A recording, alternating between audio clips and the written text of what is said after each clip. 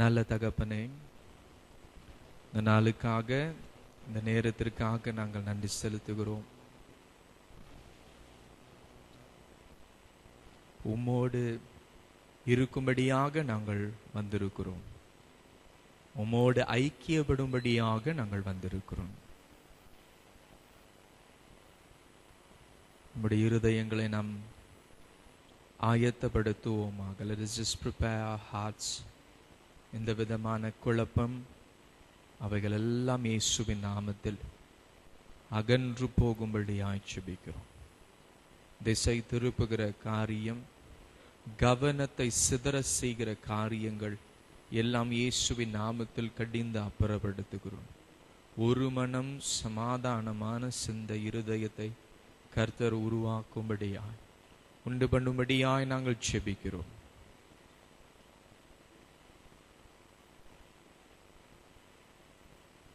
Come, Holy Spirit. வாரும் வாரும் தேவ ஆவியே, வாஞ்சை தீர்க்கும் ஜீவநதியே, வாரும் வாரும் தேவ ஆவியே, வாஞ்சை தீர்க்கும் ஜீவநதியே,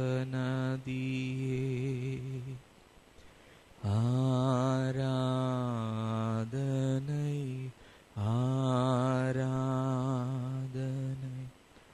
ஆராதனை ஆராதனை.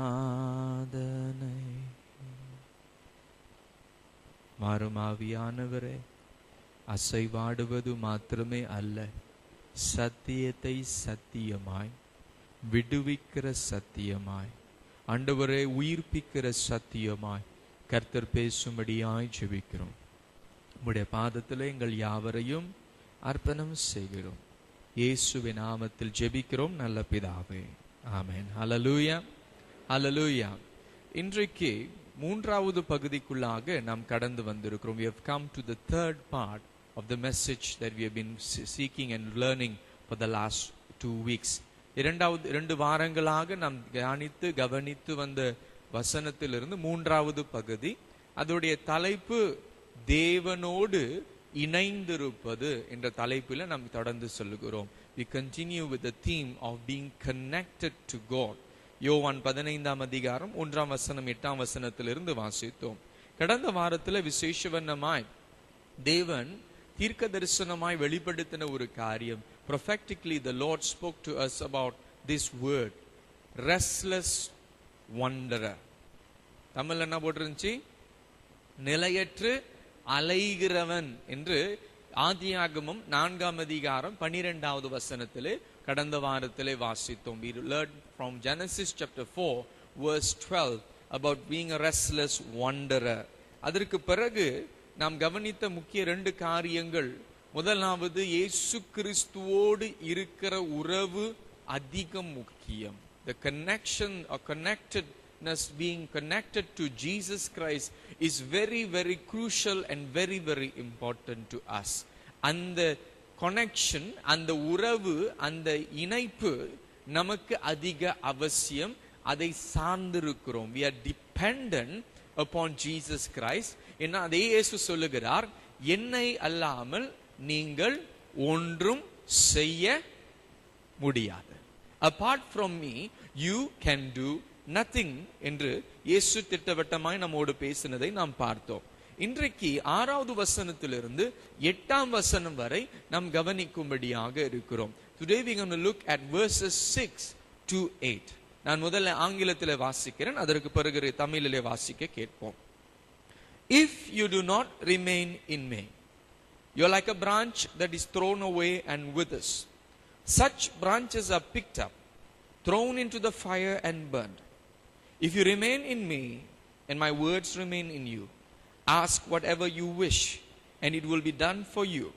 This is to my Father's glory that you bear much fruit, showing yourselves to be my disciples. தமிழ்ல வாசிக்க கேட்போம்.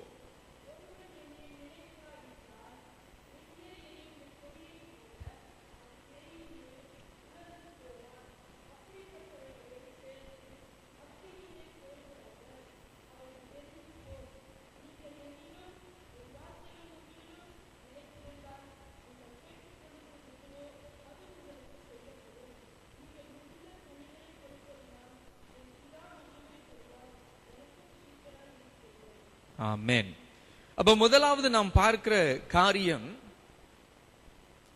இணைந்து இருக்காத ஒரு கிளை, a disconnected branch. இவ்வளவு 2 வாரங்களாக இயேசுவோடு இருக்கணும்.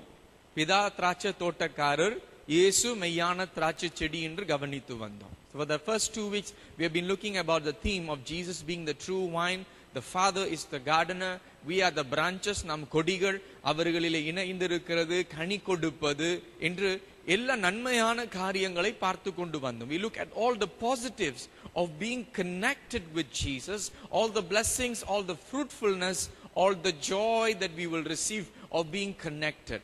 But at the beginning itself there was a very harsh word that Jesus already mentioned. ஆரம்பத்திலே இந்த 15ஆம் அதிகாரத்தில் இயேசு ஒரு கடினமான ஒரு வார்த்தை சொல்லியிருந்தார். அதை நாம் கவனிக்க போகிறோம். இது யோவான் 15:5 சொல்லுகிற, மன்னிக்கணும், 6வது வசனத்தில் சொல்லுகிற ஒரு காரியம், if you do not remain in me என்று 6வது வசனத்தில் சொல்லுகிற ஒரு காரியம், ஒருவன் என்னில் நிலைத்திராவிட்டால், ஒருவன் என்னில் நிலைத்திராவிட்டால், நிலைத்திருந்தா என்ன நடக்கும் என்று வாசிக்கிறோம். If you remain, you know what will happen, fruitfulness. But what happens if you don't remain?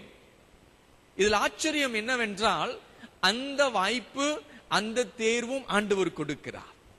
யாரையும் கட்டாயமாக நிலைத்திருக்கும்படியாக தேவன் சொல்லவே இல்லை. கட்டாயபூர்வமாய் ஆண்டவர் நம்மை நிலைத்திருக்கும்படியாய் செய்யவே இல்லை. God does not force us to be connected with him. It is not forced upon us to be connected with Jesus Christ. It is a choice. எல்லோருக்கும் தேர்வு உண்டு. சபைக்கு வருவதற்கும் எல்லாருக்கும் சாய்ஸ், தேர்வு. வரலாம், வராமல் கூட இருக்கலாம். உங்களை கட்டாயப்படுத்துவாங்க, அப்பா அம்மா வேறனா செய்வாங்க. Maybe your parents would put that pressure on you and force you to come to church. But ultimately, relationship with God is a choice. ஏவனோடு இருக்கிற அந்த உறவு, அந்த ஐக்கியம் நமக்கு கொடுக்கப்படுகிற ஒரு தேர்வு. வேண்டுமா வேண்டாமா? Do we want it? Do we don't want it? அப்ப இயேசு சொல்லுகிறார், ஒருவன் என்னில் நிலைத்திராவிட்டால், நிலைத்திருக்காமல் வாழ முடியும். You can live a life without remaining in Jesus Christ. ஆனால் நிலைத்திராவிட்டால் விளைவுகள் உண்டு. If you do not remain in Jesus, there are consequences that you and I will have to encounter. அதுதான் இயேசு மிகவும் திட்டவட்டமாய் தெளிவாய் சொல்லுகிறார். ஒருவன் என்னில் நிலைத்திராவிட்டால் வெளியே எரி உண்டு கொடியை போல அவன் எரி உண்டு உலர்ந்து போவான். அப்படிப்பட்டவைகளை சேர்த்து அக்கினியிலே போடுவார்கள், அவைகள் எரிந்து போம் என்று இயேசு சொல்லுகிறார். ஆனா இதற்கு முன்பே 2வது வசனத்திலே ஆண்டவர் ஒரு காரியத்தை நம்மோடு பேசுகிறார். வாசிங்கள் 2வது வசனம் முதல் பகுதி மாத்திரம், verse 2, the first part alone. என்னில் கனி கொடாதிருக்கிற கொடி எதுவோ அதை அவர் அறுத்து போடுகிறார் என்று வேதம் சொல்லுகிறது. Jesus speaks very clearly about the role of the Father as the gardener. He cuts off every branch in me that bears no fruit. என்ன செய்கிறார்? அறுத்து போடுகிறார். அன்பான தேவன், ஆனால் அறுத்து போடுகிறார். He's a loving God, but there is the work of cutting off the fruitless branch. கனி கொடுக்காத அந்த கிளையை அவர் அறுத்து போடுகிறதை நாம் வாசிக்கிறோம், கவனிக்கிறோம். இப்ப உதாரணத்திற்கு அறுத்து போடுகிற அந்த தொடர்பு இல்லாமல் இருக்கிற அந்த உணர்வு எப்படி இருக்கும்னு யோசித்து பார்க்கணும். We must think and meditate what it means to be cut off from God.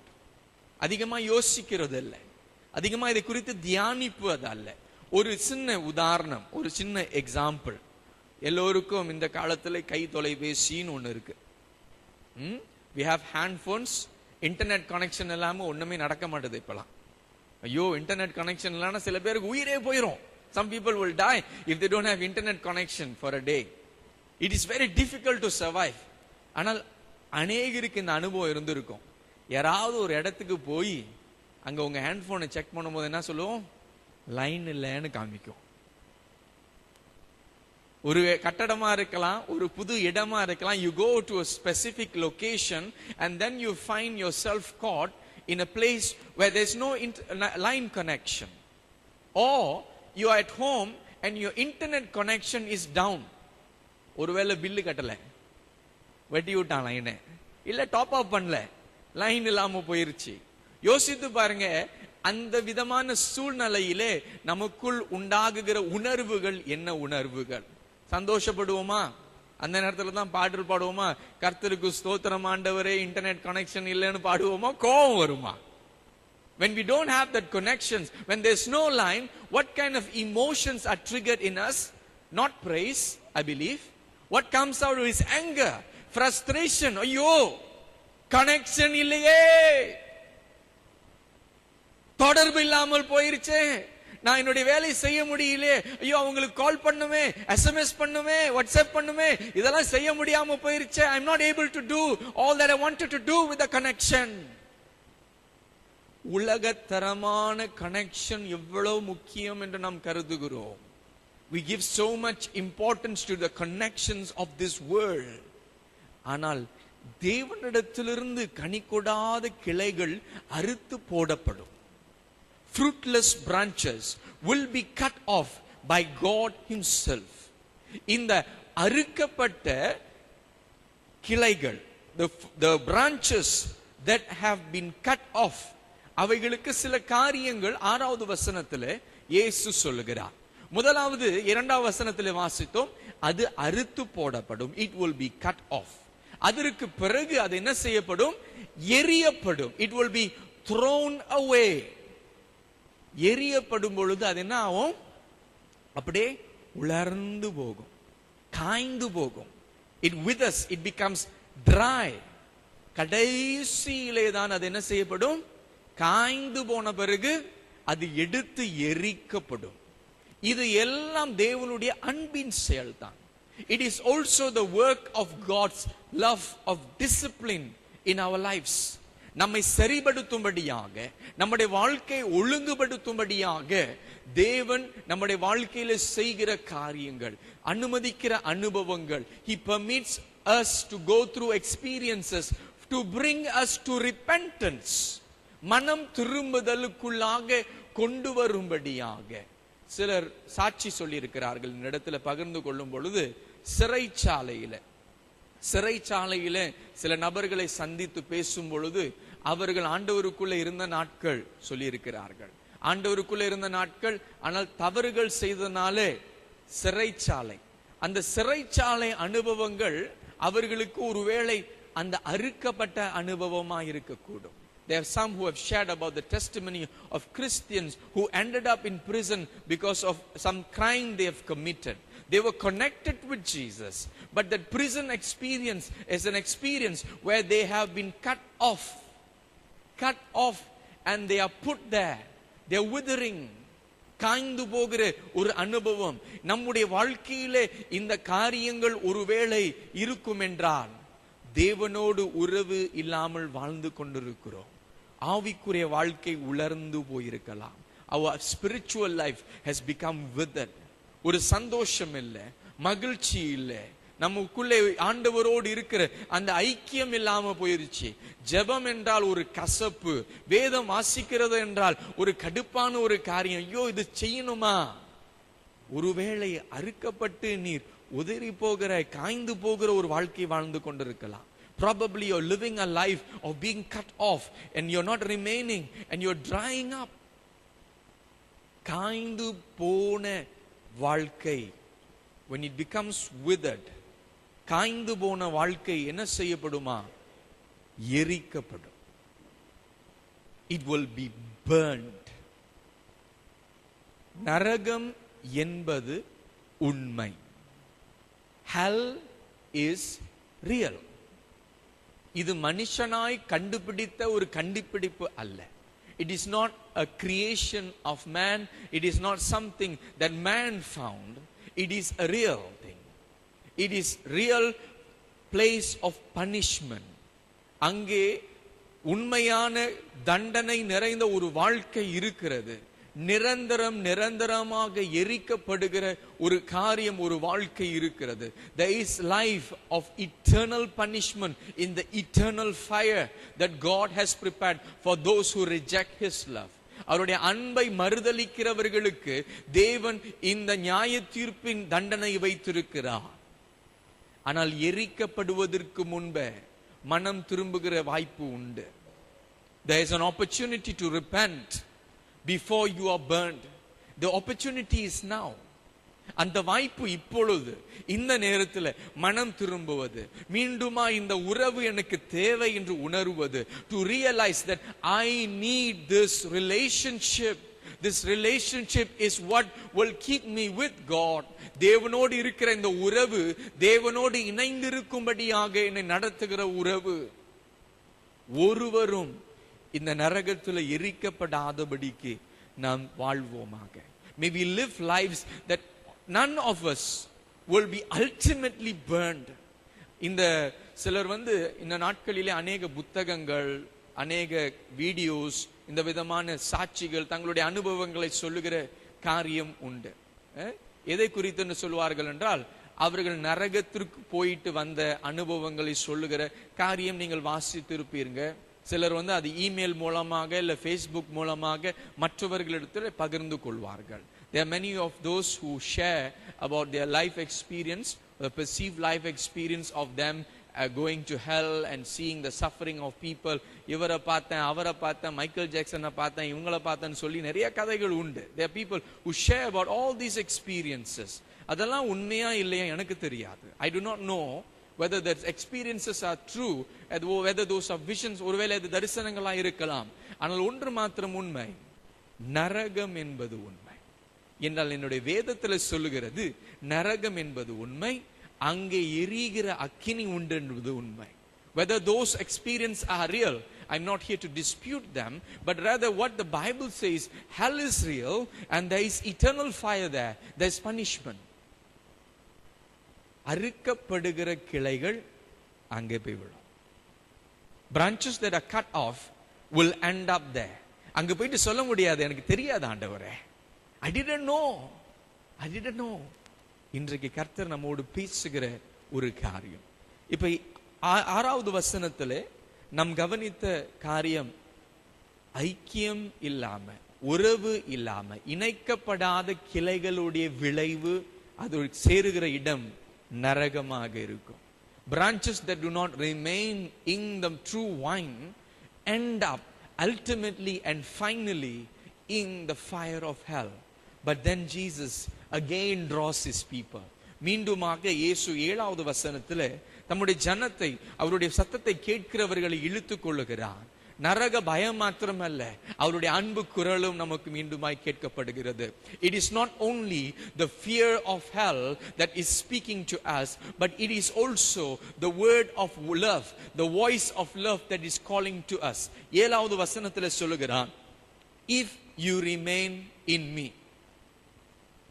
If you remain in me. எரிக்கப்படுகிறது ஒரு முடிவு அல்ல. To be burned is not the end.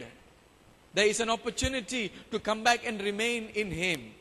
ஒருவன் 7வது வசனத்தில் சொல்லப்படுகிற ஒரு காரியம் வாசிக்கிறேன். நீங்கள் என்னிலும் நிலைத்திருந்தால், if you remain in me. ஆனா எப்படி நிலைத்திருக்கிறது? எப்படி நிலைத்திருக்கிறது? How do I remain? How do I remain in him? அதுதான் ஆண்டவர் இயேசு மிகவும் தெளிவாய் நமக்கு பேசுகிற ஒரு காரியம். 7வது வசனத்தில் சொல்லுகிறார், நீங்கள் என்னிலும் என் வார்த்தைகள் உங்களிலும் நிலைத்திருந்தால், if you remain in me and my words remain in you. ஆனால் அதிகமா 7ஆம் வசனத்தில் நாம் வாசிக்கும் பொழுது நமக்கு பிடித்த பகுதி என்ன பகுதி தெரியுங்களா? 2வது பகுதி தான். When we read verse 7, the section or the portion we would enjoy meditating or reading or remembering or memorizing is the second portion. என்றால் அங்கே சொல்லுகிறது, நீங்கள் கேட்டுக்கொள்வது எதுவோ அது உங்களுக்கு செய்யப்படும். ஆமென், ஆமென். அது வசனம் தாமா, ஐயா அதுவும் வசனம் தான். That is also the word of God. I am not discounting that word of God, but our focus tends to be on the second part without looking at the first condition that Jesus gives to us. இயேசு சொல்லுகிற முதல் காரியத்தை கவனிக்காமல் இரண்டாவது மாத்திரம் உண்மை என்று நாம் பிடித்துக் கொண்டால் நாம் நம்மை ஏமாற்றிக் கொள்ளுகிறோம். இயேசு மிகவும் தெளிவாய் சொல்லுகிறார், நீங்கள் என்னிலும் என் வார்த்தைகள் உங்களிலும் நிலைத்திருந்தால், if you remain in me and my words remain in you, ask whatever you wish and it will be done for you. Hallelujah.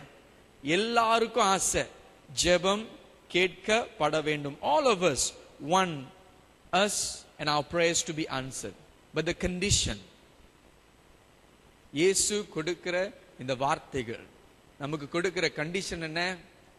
நிலைத்திருக்கணும், அவரில் நிலைத்திருக்கணும். You must remain in him, and then vice versa, his words must remain in us. அவருடைய வார்த்தைகள் நமக்குள் நிலைத்திருக்க வேண்டும். வசனத்தை வேதத்தை வாசிக்கிறோம். We read the word of God.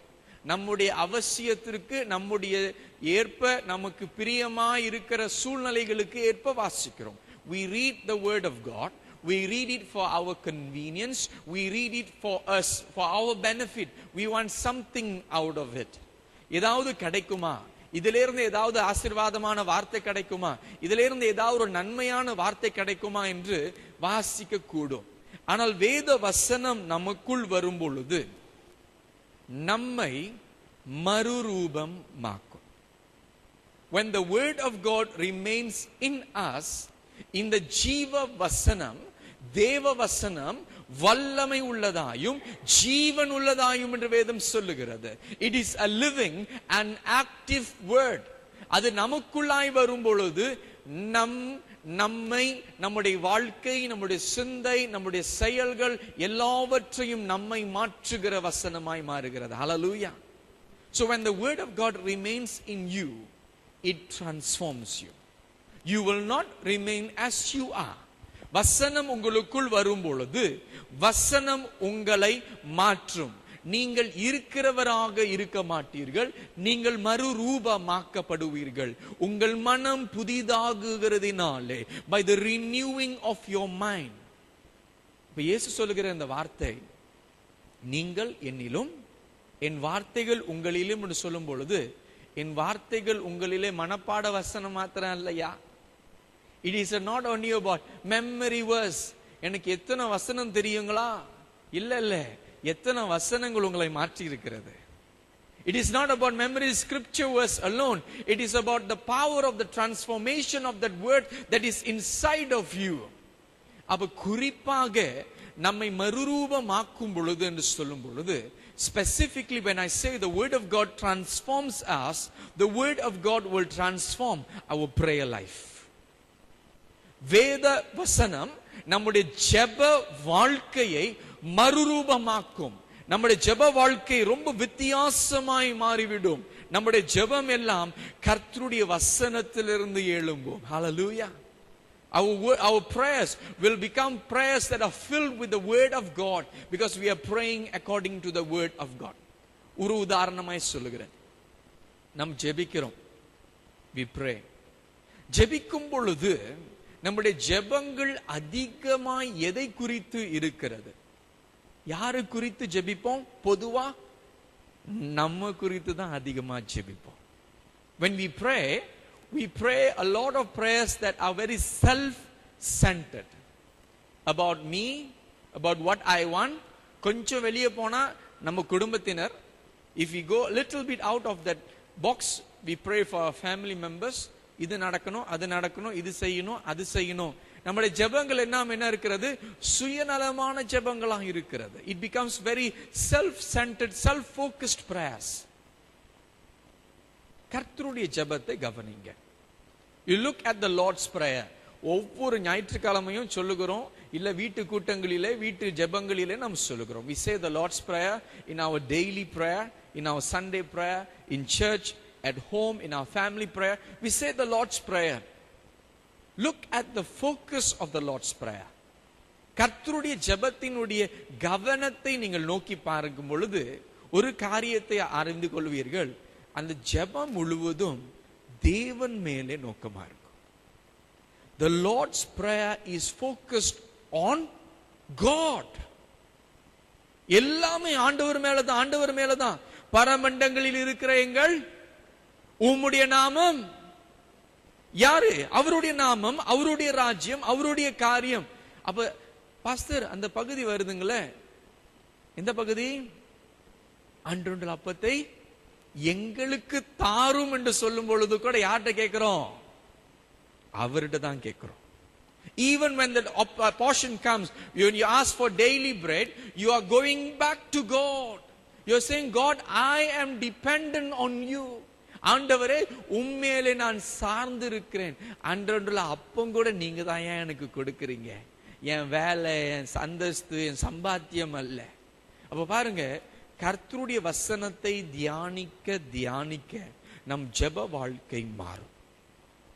As you meditate upon the word of God continuously, it will transform our prayer life. நம்முடைய வார்த்தைகள், உச்சரிக்கிற ஜெப வார்த்தைகள் மாறும். அவருடைய வாக்குத்தத்தங்களை அறிக்கை செய்ய ஆரம்பிப்போம். அவருடைய சித்தம், அவருடைய சிந்தையின் பிரகாரமாய் நாம் ஜெபிக்க ஆரம்பிப்போம். We will pray according to the promises of the word of God. We will pray according to the will and the desire of God. God's will be done. அதுதான் நம்முடைய ஜெப வாழ்க்கையாய் மாறும். அப்ப இயேசு சொல்லும் பொழுது உங்களுடைய ஜெபம் கேட்கப்படும் என்னவென்றால், இதுலதான் அர்த்தம். That is what he's trying to mean here. You will move away from selfish prayer. You will start praying God's prayers. தேவனுடைய ஜெபங்களை நீங்கள் ஜெபிக்க ஆரம்பிப்பீர்கள். அந்த ஜெபங்களுக்கு நீங்கள் பதிலை பெற்றுக் கொள்வீர்கள். ஆமென். அவருடைய சித்தத்தை அறிந்து ஜெபிக்க ஆரம்பிப்போம். We will start praying according to his will. We will know very clearly what God likes, what God doesn't like. தேவனுக்கு பிரியமானது என்ன, தேவனுக்கு பிரியமில்லாதது என்ன, எல்லாம் தெளிவாய் மாறிவிடும். அப்ப நாம் கர்த்தருடைய சித்தத்தின் பிரகாரமாய் ஜெபிக்க ஆரம்பிப்போம். ஒரு பிள்ளை அப்பா இடத்துல ஒரு காரியத்தை கேட்கும் பொழுது அந்த பிள்ளைக்கு தெரியும் அப்பா கொடுப்பாரா கொடுக்க மாட்டாரா. When a child asks the father for something, the child knows whether the father likes this thing or not. உணர்ந்து அப்பாக்கு பிடிக்காதுன்னு தெரிஞ்சு கேட்டா இதுக்கு பேரு பிடிவாதம். If you know your father does not like that, but you still continue to go and ask, that means you're very adamant about what you want. But if you tune your asking according to what you know your father already likes, ஒருவேளை உங்களுடைய ஜெபத்தை, நீங்கள் கேட்கிற காரியத்தை பிதா உங்க அப்பா விருப்பப்படுகிற காரியத்திற்கு ஏற்ப மாற்றிக்கொண்டு நீங்கள் கேட்டால் நிச்சயமாகவே பெற்றுக்கொள்வீர்கள். அப்ப கர்த்தருடைய வசனம் உங்களுக்குள் நிலைத்திருக்கும் பொழுது உங்களை மாற்றும், உங்க ஜெப வாழ்க்கையை மாற்றும். When the word of God remains in you, the word of God will transform you. ஒரு சின்ன உதாரணம். இது எப்படி பாஸ்டர் எனக்கு புரியல, எனக்கு கொஞ்சம் தெளிவா இருந்தா உதவியா இருக்குமே. Maybe some of you are asking, I don't really understand this. I don't really feel, I don't understand what you're trying to say. How does the word of God transform me? யோவான் 3ஆம் அதிகாரம் 16வது வசனம், மன்னிக்கணும், 16வது வசனம். In John chapter 3 verse 16, தேவன் எவனோ கெட்டு போகாமல் நித்திய ஜீவனை அடையும்படிக்கு அவரை தந்தருளி இவ்வளவாய் உலகத்தில் அன்பு கூர்ந்தார். இந்த வசனத்தை தியானிக்கிறீங்க. You are meditating upon this word. யோவான் 3ஆம் அதிகாரம் 16வது வசனம். தேவன் சொல்லுகிறார், யாரை தேவன் நேசிக்கிறாரா? Who does God love? உலகத்தை, உலகத்தில் இருக்கிற யாவரையும். God so loved the world. யார் கெட்டு போக கூடாது? யார் கெட்டு போக கூடாது? யார் கெட்டு போக கூடாது? ஒருவனும் கெட்டு போக கூடாது. No one should perish. இப்ப இது வசனம். This is the word. ஆனா அன்றாட வாழ்க்கையில இப்ப மலேசியா சூழ்நிலை எடுத்துக்கொள்வோம். We take the context of Malaysia. மலேசியால ஒரு தனிப்பட்ட கூட்டம், தனிப்பட்ட ஒரு சமுதாயம் கிறிஸ்துவர்களை தாக்கிக் கொண்டு இருக்கிற நாட்களை நாம் கடந்து போகிறோம். உங்களுக்கு தெரியும் எந்த கூட்டம் என்று.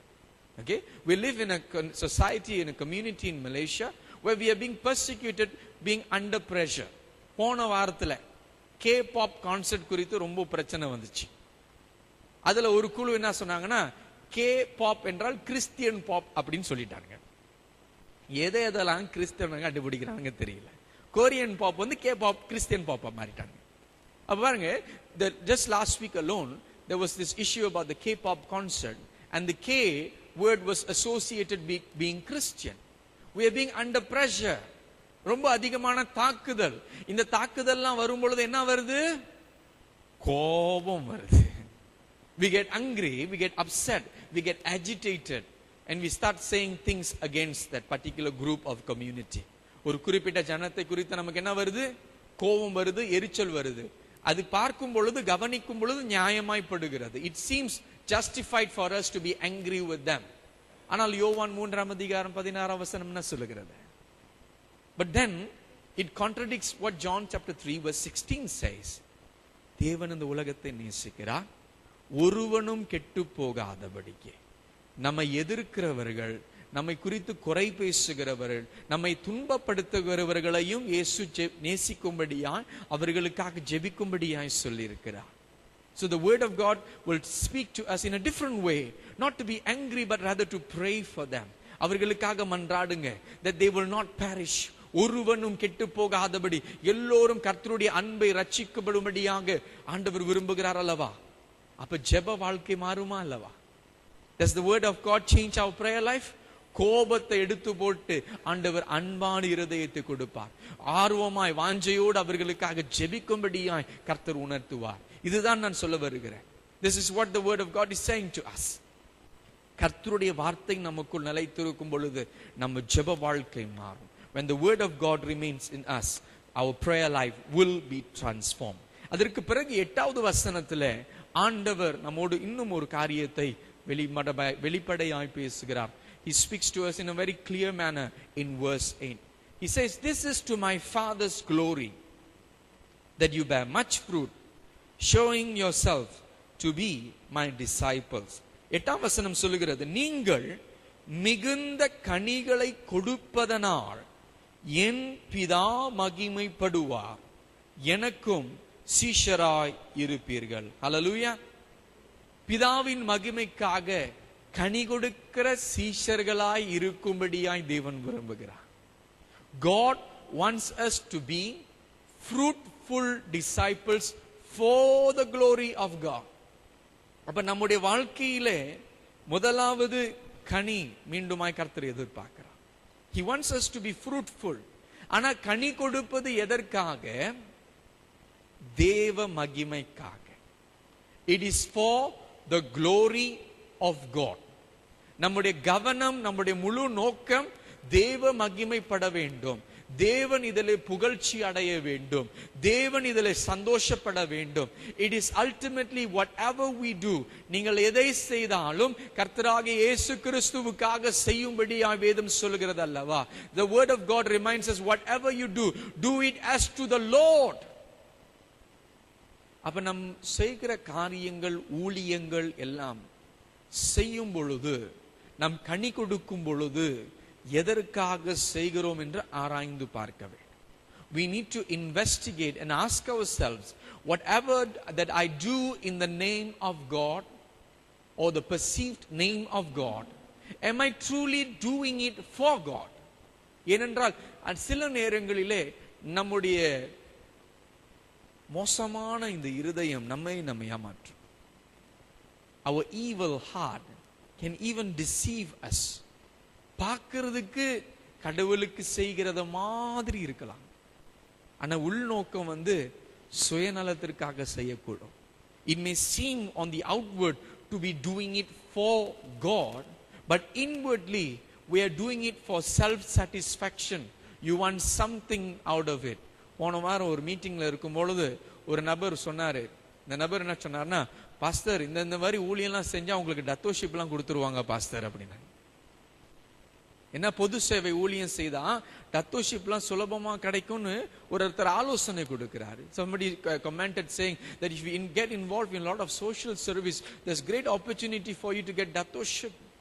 பாருங்க, எந்த விதமான உள்நோக்கங்களோடு நல்ல செயல்கள் செய்கிறவர்கள் அநேகர் இருக்கிறார்கள். ஆனா தேவ பிள்ளைகள், the children of God do it for the glory of God. தேவ பிள்ளைகள் தேவ மகிமைக்காக, கடைசியில நீங்கள் எல்லாம் செய்து முடித்த பிறகு அப்பாவுக்கு முன்பாக நின்று, அப்பா இதுல நீங்க சந்தோஷப்பட்டீங்களா கேட்கிறது தான் சந்தோஷமே. The glory or the joy is standing before the Father and saying, Father, are you glorified in what I did today? Are you pleased? Are you happy? Are you joyful? ஆண்டவருக்கு மகிமை உண்டாகும் பொழுது இயேசு சொல்லுகிறார், நீங்கள் எனக்கு சீஷராயிருப்பீர்கள். When you do all this, Jesus says to us that you will be my disciple. யோவான் 8:31 நாம் வாசிக்க கேட்கிறோம். So Jesus was saying to those Jews who had believed him, if you continue in my word, நீங்கள் என் வார்த்தையிலே நிலைத்திருந்தா, if you continue, if you remain in my word, அந்த வசனத்திலே நிலைத்திருக்கும் பொழுதுதான், அப்பொழுது வசனம் சொல்லுகிறது, வாசிங்க 8:31, நோக்கி நீங்கள் என் உபதேசத்தில் நிலைத்திருந்தால் மெய்யாகவே என் சீஷராயிருப்பீர். You will be truly my disciple, disciples of mine. இயேசு சந்தோஷமாய் சொல்லுகிறார், நீங்க ஏன் சீஷர்கள் ஐயா. பெருமை பாராட்டுகிறார் அதுல. He takes pride in calling us his disciples. ஆனா கண்டிஷன் என்ன? அவருடைய வார்த்தை நம்மளே நிலைத்திருக்க வேண்டும். அவருடைய போதனை, அவர் கற்றுக் கொடுக்கிற ஒவ்வொரு காரியம் நமக்குள் இருந்து நம்மை மாற்றுகிற வசனமாய் நாம் நிலைத்திருக்க செய்ய வேண்டும். We must allow the word of God to remain in us, to transform us, to change us, so that the word of God will truly make us to become disciples. இயேசுவின் சீஷர்களாக. அப்ப இன்றைக்கு நீங்கள் ஒரு சீஷரா இல்ல சாதாரணமான ஒரு விசுவாசியா? விசுவாசி இன்றைக்கு விசுவாசியா இருக்கலாம், நாளைக்கு விசுவாசத்தை இழந்து ஓடி போயிடலாம். ஆனா சீஷர்கள் தன்னை தானே வெறுத்து என்ன செய்வாங்க? தன்னை தானே வெறுத்து தன் சிலுவை எடுத்து அவரை பின்பற்றி செல்லுகிறவர்களாயிருப்பார்கள். Disciples are not just pure believers alone, not mere believers alone, but disciples are people who will deny themselves, take up the cross and follow Jesus. இன்றைக்கு இயேசுவோடு உறவு கொள்ளுகிறவர்கள் சீஷத்துவ வாழ்க்கைக்குள்ளாக வளருவார்கள். Those who are connected to Jesus will not be satisfied remaining as believers, but rather their passion and their desire will be to become disciples of Jesus. இயேசுவை பின்பற்றின ஆயிரக்கணக்கான ஜனங்கள் இருந்தாங்க. There were thousands of people who followed Jesus. சாப்பாடுக்காக வந்தவங்க இருக்கிறாங்க, அற்புதத்திற்காக வந்தவங்க இருக்கிறாங்க. There were people who followed him for food. There were people who followed him for miracles. There were people who followed him for publicity. பிரபலத்திற்காக அவரை பின்பற்றினவர்கள் இருந்தாங்க, குறை சொல்லுகிறதற்காக பின்பற்றினவர்கள் இருந்தாங்க. There were people who followed him just to criticize. ஆனா சீஷர்களை தான் இயேசு தேடுகிறார். But Jesus is seeking people who will follow him to be his disciple. இன்றைக்கு உறவு இல்லாத கிளைகள் அறுக்கப்பட்டு எரிக்கப்படும். Branches that are not connected to Jesus will be cut off and ultimately it will be burned. இந்த உறவு முக்கியம் ஐயா. ஆனால் அந்த உறவிலே நாம் நிலைத்திருக்க வேண்டும் என்றால் அவருடைய வார்த்தையிலே நாம் நிலைத்திருக்க வேண்டும், அவர் வார்த்தை நமக்குள்ளாய் நிலைத்திருக்க வேண்டும். If we are to remain in him, we are to remain in his word and his word in us, transforming us. என்றால் ஆண்டவர் நம்மிடத்தில் எதிர்பார்க்கிற வாழ்க்கை கனி கொடுக்கிற சீஷத்துவ வாழ்க்கை. The life that God expects from us is a life of a fruitful disciple. இன்றைக்கு ஒரு தீர்மானம் எடுங்க, ஆண்டவரே நான் சாதாரணமான ஒரு விசுவாசியாய் அல்ல, I do not want to remain a normal life. ஆண்டவரே இன்றைக்கு ஆண்டவரோடு உறவு கொள்ளுகிறீங்களா?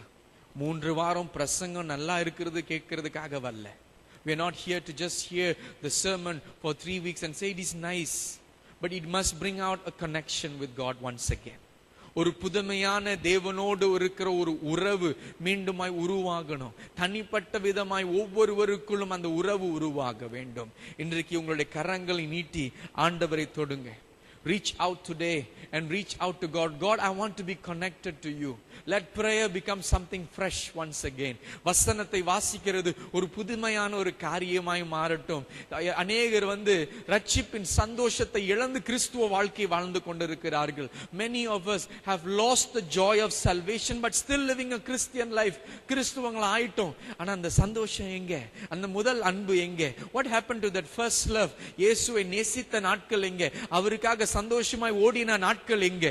அந்த உறவு இல்லாமல் போனதனாலே எல்லாம் இழந்து விட்டோம். We have lost everything because we have lost the connection with the God Almighty, with our Father himself. இன்றைக்கு கர்த்தர் மீண்டுமாய் அழைக்கிறார். என்னை நிலைத்திருக்க மீண்டுமாய் எழும்புவாயா? அப்படி எழுந்து நிற்போமா? Can we just stand as the Lord invites us? ஆண்டவரே, மீண்டுமாக நான் உம்மில் நிலைத்திருக்க விரும்புகிறேன். ஆண்டவரே, என்னை மாற்றுங்க. ஆண்டவரே, நான் அறுக்கப்பட்டு எரிக்கப்படக்கூடாது. Lord, I do not want to be cut off and be burned. ஆனால் இந்த உறவு எனக்கு முக்கியம். இந்த உறவு இல்லாம ஆண்டவரே அலைகிறவனாய் சுற்றி அலைகிறவனாய் வாழ்ந்த நாட்கள் போதும். ஆண்டவரே, மனம் திரும்புகிற நாட்கள் கர்த்தர் உருவாக்கும்படியாய் ஜெபிக்கிறோம். மனம் திரும்புதலின் நாட்களை கர்த்தர் உருவாக்கும்படியாய் ஜெபிக்கிறோம். ஸ்தோத்திரம் ஆண்டவரே, ஸ்தோத்திரம் ஆண்டவரே, ஸ்தோத்திரம், ஸ்தோத்திரம் ஆண்டவரே, ஸ்தோத்திரம் ஆண்டவரே. உம்மோடு இருக்கணுமே. Jesus, Jesus, Lord. இந்த ஜெப பாடலை மீண்டுமாய் அவரோடு ஐக்கியம் கொள்ள, அவரோடு உறவு கொள்ள நம்மை நாம் அர்ப்பணம் செய்யுமா? துரமஹதுல் ஷ்கரபந்தரசு ரபோல் தரஹஸ்வா கரமோஷிகேரியாந்தோ. Lord Jesus, ஆண்டவரே, ஐக்கியம் உறவு மீண்டுமாய் உருவாகட்டும். Lord, let that intimacy and closeness with you be revived, be refreshed once again. முடியல முடியல என்று சொல்லுகிறவர்கள், முடியல என்று சொல்லுகிறவர்களை கர்த்தர் கரம் நீட்டி தூக்கி எடுக்கும்படியாய் ஜெபிக்கிறோம். Lord Jesus, உம்மோடு இருக்கணுமே ஐயா, உம்மை போல் மாறணுமே. உம்மோடு இருக்கணுமே ஐயா, உம்மை போல் மாறணுமே. சொல்லுவோமா? உம்மோடு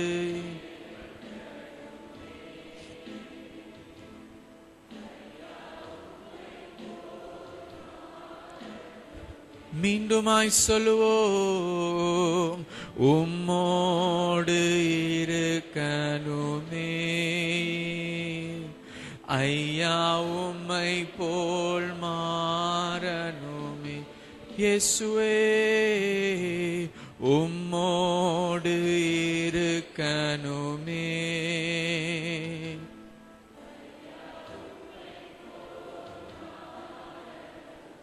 உலகின் ஒளியாய், உலகின் ஒளியாய் மாலை மேல் அமர்ந்து வெளிச்சம் கொடுக்கணுமே. வெளிச்சம் கொடுக்கணுமே.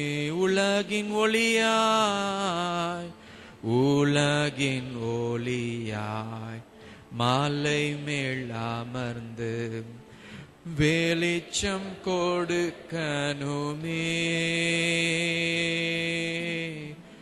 வெளிச்சம் கொடுக்கணுமே. இயேசுவே, உம்மோடு இருக்கணுமே.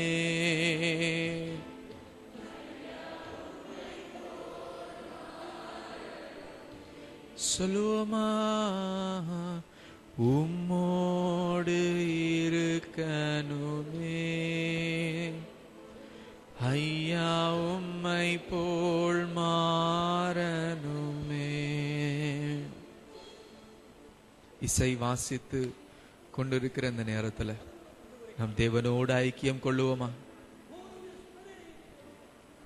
எப்படி ஆரம்பிக்கிறது என்று தெரியலையே, என்ன சொல்றதுன்னு தெரியலையே.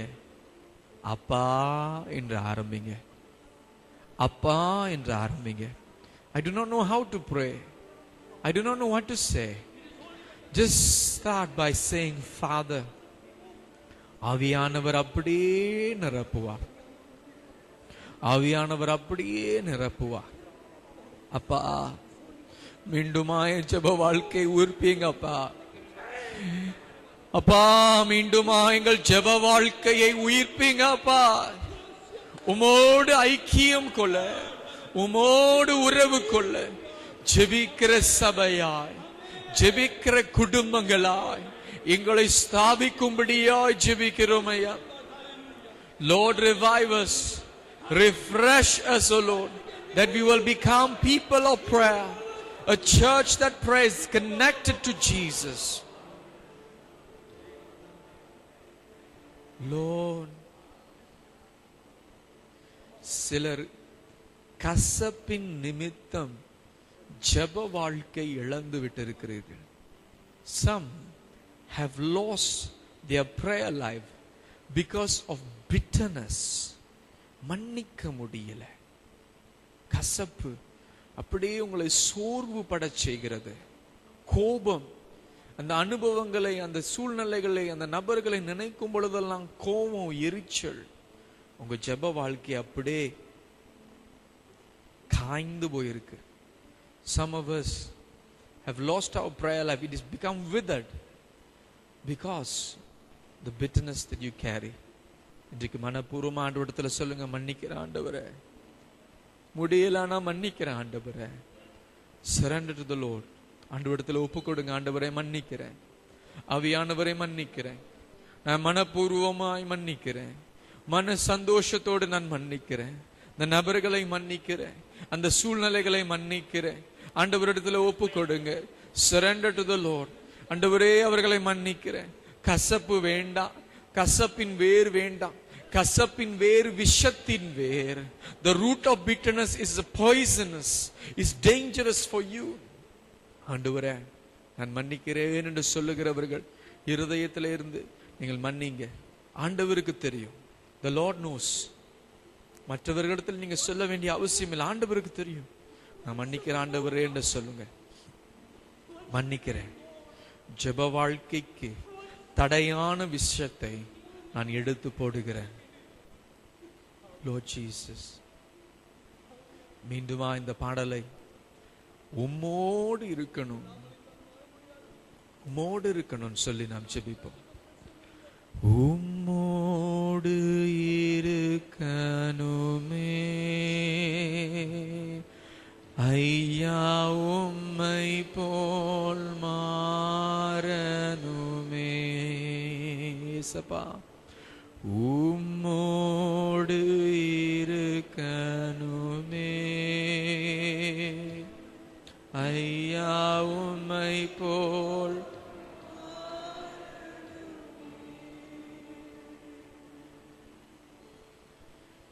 உம்மை அல்லாமல் எனக்கு யாருண்டு,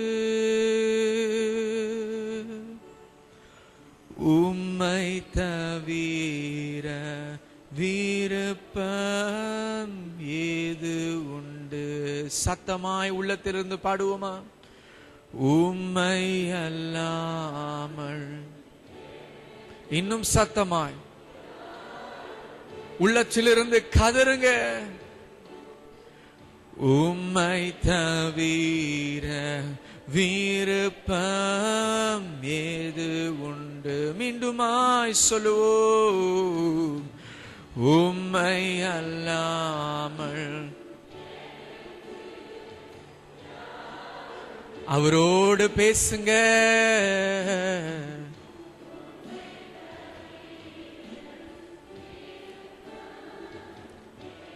கைகளை உயர்த்தி சொல்லுவோமா? ஆசையெல்லாம் நீர்தானையா, தேவையெல்லாம் நீர்தானையா. ஆசையெல்லாம் நீர்தானையா, தேவையெல்லாம் நீர்தானையா. ரட்சகரே இயேசுநாதா, தேவையெல்லாம் நீர்தானே. ரட்சகரே